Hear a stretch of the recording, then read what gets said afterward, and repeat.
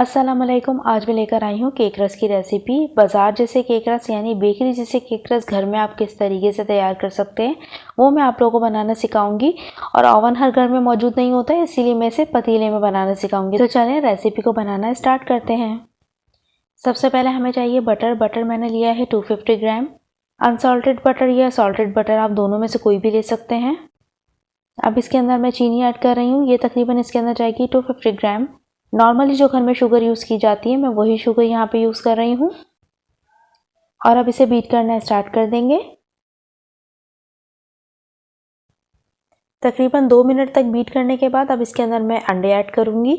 ये मैं 1 बाय 1 करके ऐड करूँगी और तकरीबन मैं 6 अंडे इसके अंदर ऐड करूँगी। एक एक करके जब हम अंडा ऐड करते जाएंगे तो इसे बीट भी साथ साथ करते जाएंगे। अब दोबारा से मैं इसके अंदर दूसरा अंडा ऐड कर रही हूँ। अब इसे फिर से बीट करना स्टार्ट कर देंगे।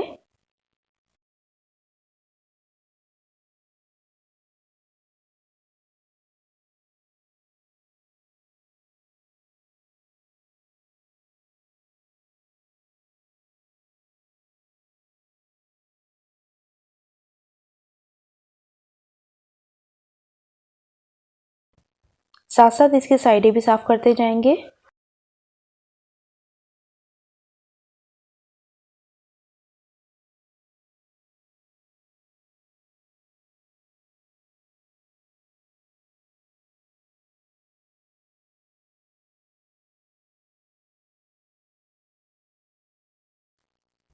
एक एक करके हमें अंडा इसके अंदर शामिल करते जाना है और इसे इतना बीट करना है कि इसके अंदर जो हमने शुगर डाली थी वो इसके अंदर से बिल्कुल मेल्ट हो जाए।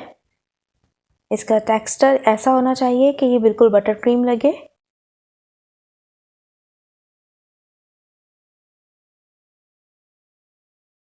अब सबसे लास्ट अंडा भी इसके अंदर मैं शामिल कर दूंगी, यानी कि छठा अंडा।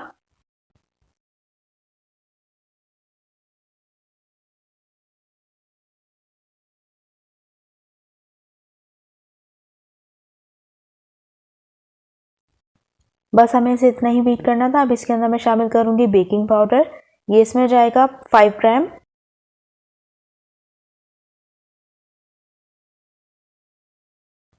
और अब इसके अंदर मैं शामिल कर रही हूँ मैदा। ये तकरीबन इसके अंदर जाएगा 250 ग्राम। अब इसे बहुत हल्के हाथों से मिक्स कर लेंगे।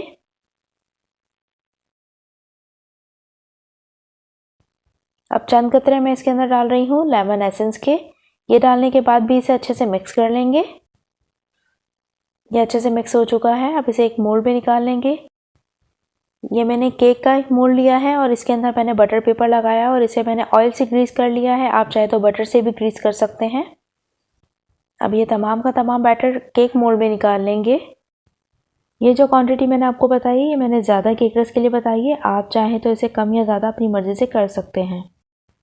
और इस बात का ख्याल रखिएगा कि केक मोल्ड को हमें आधा भरना है और आधा खाली छोड़ देना है। पतीले को मैंने लो फ्लेम पे गर्म होने के लिए पहले से ही रख दिया था। अब इसके अंदर मैं केक रख रही हूँ और तकरीबन 40 से 45 मिनट तक के लिए मैं इसे बेक होने के लिए छोड़ दूंगी। और पतीले में से एयर बाहर ना निकले उसके लिए मैंने ऊपर आटा लगाया है।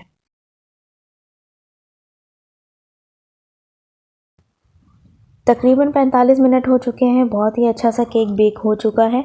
आपको टाइम थोड़ा सा ज़्यादा भी लग सकता है, टाइम ऊपर नीचे हो सकता है, उसका कोई मसला नहीं है। आप इस तरह से स्टिक डाल के देखिएगा।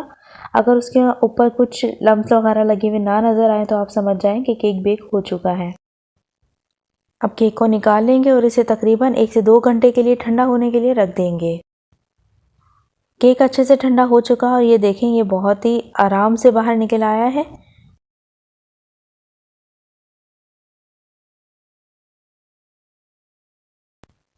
अब इसका बटर पेपर हटा देंगे। ये देखें कितना ज़बरदस्त केक बेक हुआ है। बिल्कुल नहीं लग रहा कि ये पतीले में हमने बनाया है या ओवन में बनाया है।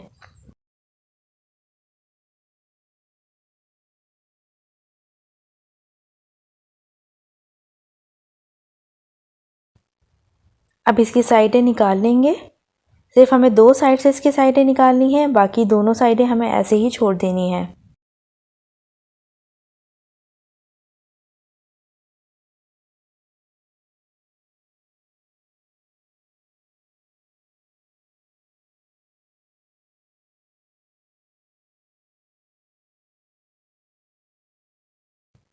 अब इसे बीच में से कट कर लेंगे।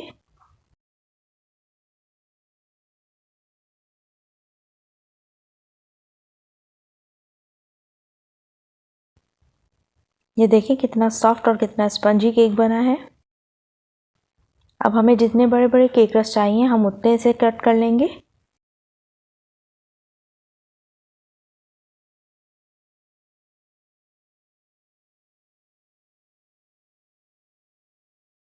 तमाम के तमाम पीसेस कट हो चुके हैं।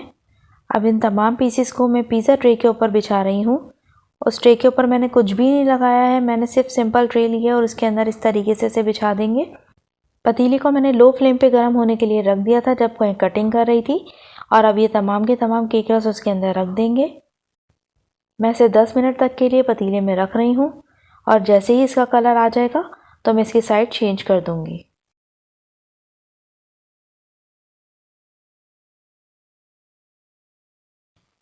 तकरीबन 10 मिनट हो चुके हैं और ये देखें एक साइड से बहुत ही अच्छा सा कलर आ चुका है।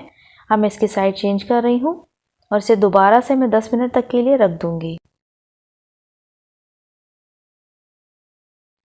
बहुत ही ज़बरदस्त से केक रस तैयार है और अब इसे ठंडा होने के लिए किचन काउंटर पर ही छोड़ देंगे। जैसे जैसे ये ठंडे होते जाएंगे वैसे ही इसके अंदर सख्ती आती जाएगी।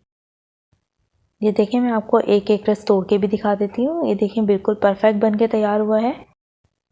आप भी इसे घर में ज़रूर ट्राई कीजिएगा और अगर आपको मेरी रेसिपीज़ पसंद आती है तो मेरे चैनल को सब्सक्राइब करना मत भूलिएगा। अल्लाह हाफ़िज़।